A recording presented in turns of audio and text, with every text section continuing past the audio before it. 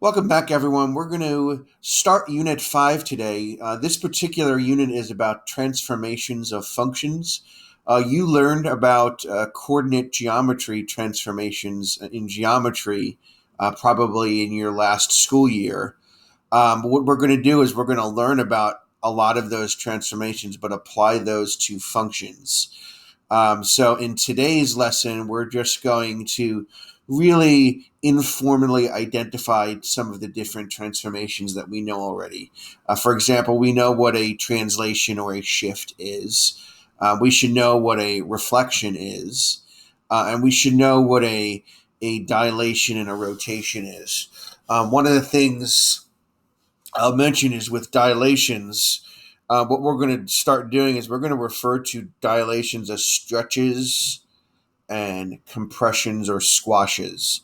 So a stretch, you could have a vertical stretch or you could have a horizontal stretch. And then a compression or squash would be taking the graph and literally just imagining compressing it, either horizontally or vertically. Um, so that is what we're going to look at in today's lesson. Let's go to the examples. So what we want to do is in each of these examples is we want to take the graph in A and we want to map it to the graph in B. So if I want to take this graph and match it up with this graph, which transformation do I have to do? If I want to take this graph and map it up with this graph, what do I have to do? So that is the goal for these particular examples here. So in number one, we have a parabola, and notice the bottom, the low point of the parabola is at 0 on the y-axis, and then in B, the bottom or the low point on the parabola is at 3 on the y-axis. So it would appear that my transformation is a shift, a vertical shift to be more accurate, a vertical shift up 3 units. Okay. So that's all we're doing in these examples. So number two, all right, there's a couple different ways we could look at it. So if I look at, for example, the rightmost x-intercept here, so notice my x-intercept here is at 1, and then over here, my x-intercept, that same x-intercept is at 2.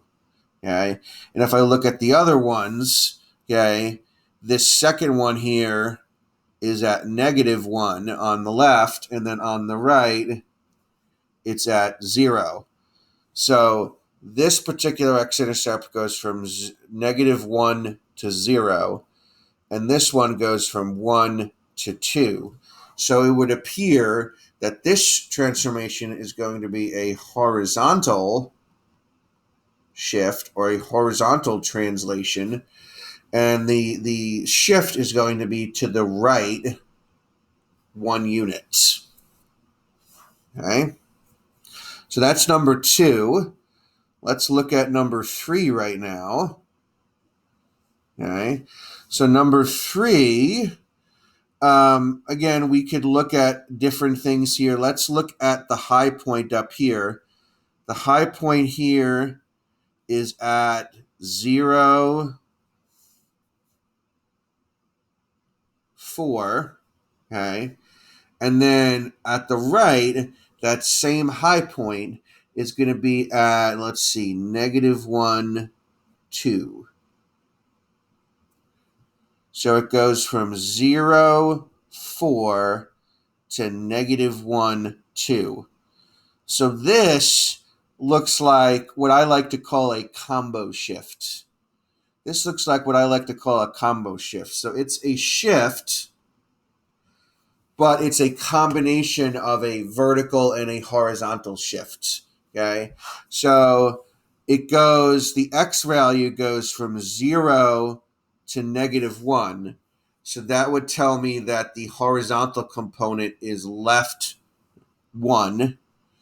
And then the y value goes from 4 to 2.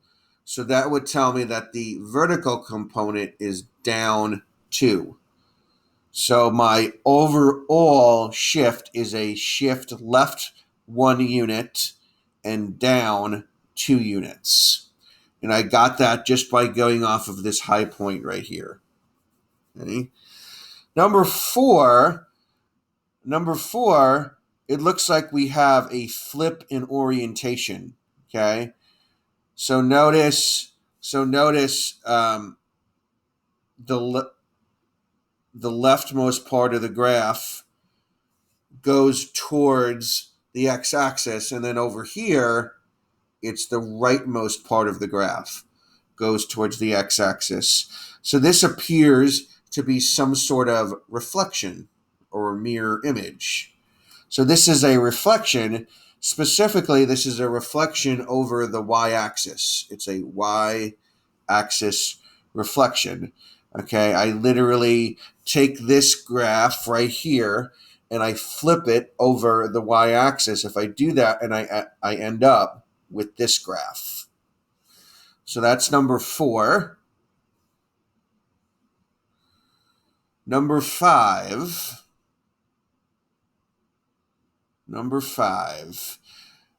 Looks like we have some sort of reflection again, but it also looks like we could have some sort of shift as well.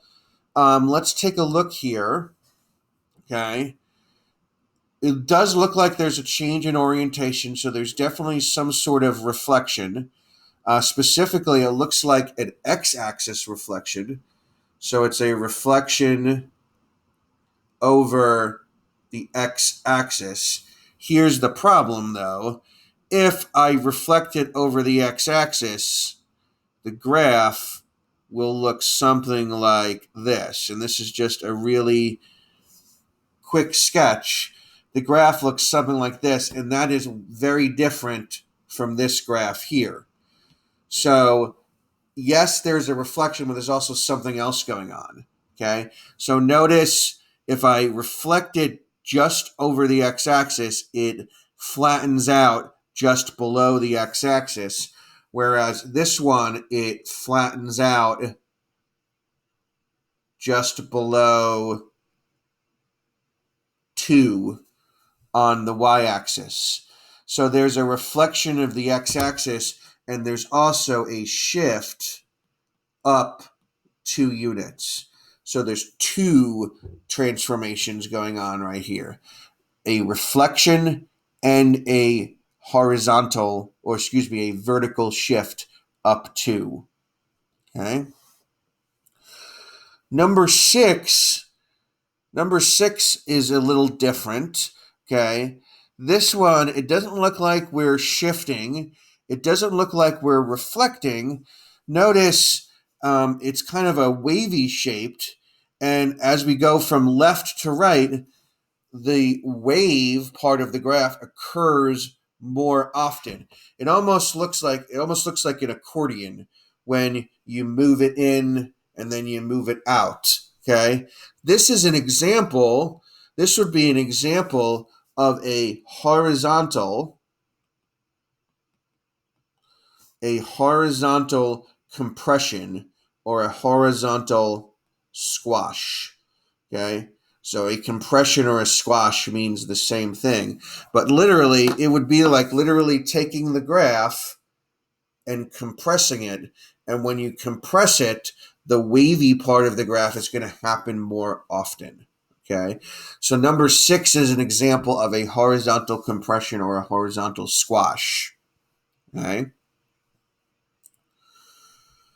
Number 7 is interesting because we have a parabola, but notice the parabola, as we move to the right, it actually opens up more.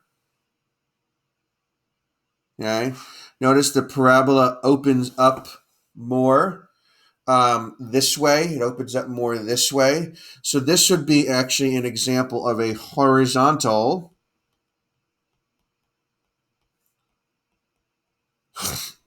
stretch. Okay. Notice the low point of the graph stays in the same spot.